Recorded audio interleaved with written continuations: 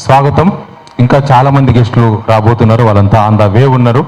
ఒక ప్రత్యేకమైన సందర్భంలో తెలంగాణ ఇండిపెండెంట్ జర్నలిస్ట్ ఫోరం ఇక్కడ ఈ సమావేశాన్ని ఏర్పాటు చేయడం జరిగింది.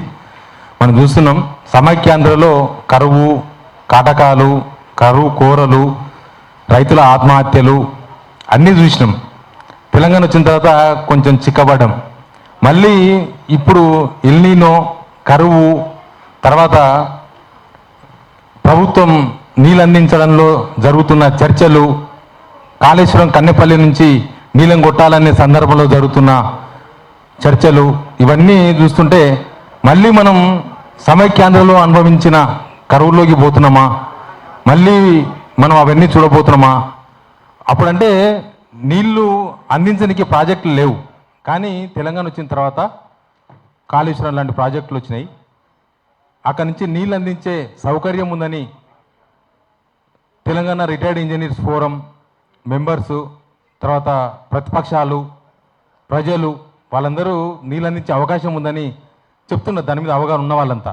ప్రభుత్వం మాత్రం లేదు లేదు, కన్నెపల్లి నుంచి నీళ్ళని కొట్టలేము, అసలు సాధ్యమే కాదు అని వాళ్ళు ఆల్రెడీ వాళ్ళ డిసిజన్ చెప్పేసినారు. ఎవరితో చర్చించకుండా, రిటైర్డ్ ఇంజనీర్స్తో కానీ, ప్రతిపక్షాలతో కానీ, అఖిలపక్షంతో కానీ, ప్రజలతో కానీ ఎవరితో చర్చించకుండా ఆ సందర్భంలో ఈ రౌండ్ టేబుల్ సమావేశం ఏర్పాటు చేయడం జరిగింది.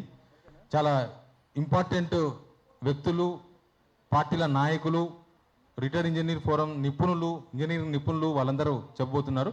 దానికన్నా ముందు ఈ రౌండ్ టేబుల్ సమావేశం మొదటనే ఒక అంశాన్ని ఖండించదలుచుకున్నది. సీఎం రేవంత్ రెడ్డి గారు లాస్ట్ ప్రెస్ మీట్ అనుకుంటా, రిటైర్డ్ ఇంజనీర్స్ మీద ఆ ఫోరం సభ్యుల పైన అనుచిత వ్యాఖ్యలు చేసిండ్రు. నిజానికి వాళ్ళు ప్రభుత్వాన్ని డిమాండ్ చేయలేదు, ఒక సూచన చేసిండ్రు వాళ్ళ బాధ్యతగా, తెలంగాణ బిడ్డలుగా, తెలంగాణ రైతుల తరపున. బట్ దాన్ని కూడా యాక్సెప్ట్ చేయలేకపోయింది ప్రభుత్వం. చాలా దారుణంగా మాట్లాడింది. బెల్ట్ దెబ్బలు, చెంచల్గూడ జైళ్ళు, చర్లపల్లి జైళ్ళు, అది తెలంగాణ ప్రజలను చాలా బాధించింది. ప్రభుత్వం ఇంత కర్కశంగా ఉందా, కనీసం సూచన కూడా తీసుకోలేకపోతుందని ఆ వ్యాఖ్యలను తీవ్రంగా తెలంగాణ ఇండిపెండెంట్ జర్నలిస్ట్ ఫోరం తరఫున ఖండిస్తున్నాం. నెక్స్ట్ మనతో మల్కాజ్గిరి ఎంపీ, తెలంగాణ ఉద్యమకారుడు, కాళేశ్వరం విషయంలో మొదటి నుంచి నిజాలను ప్రజలకు చెప్తూ వస్తున్న ఈటెల రాజేందర్ గారు. సార్ వెల్కమ్, మీ అమూల్యమైన సందేశాన్ని ఇవ్వాల్సిందిగా కోరుతున్నాం.